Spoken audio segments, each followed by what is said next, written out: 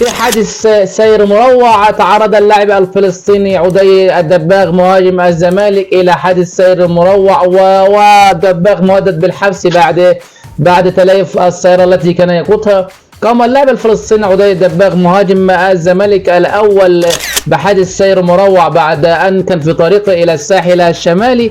عدي الدباغ أجر سيارة من أحد معارض القاهرة، أجر سيارة مرسيدس من أحد معارض القاهرة، وفي طريقه إلى الساحل الشمالي في حادث سير قام الدباغ بحادث سير مروع ونجاته، الدباغ مهدد بالسجن بعد ان مالك السياره قام بشكوى ضد اللاعب المهاجم الزمالك عدي الدباغ بشكوى بيطلب منه تعويض بقيمه 700,000 جنيه لقيمه تصليح السياره التي قام بتتليفها.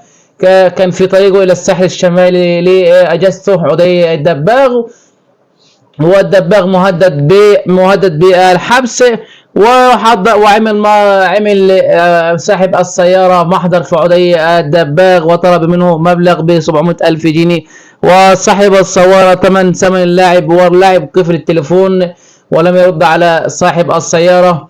والدباغ مهدد بالحبس بسبب السيارة التي كان يقودها، اللي كان مأجرها من معرض سيارات مرسيدس من القاهرة.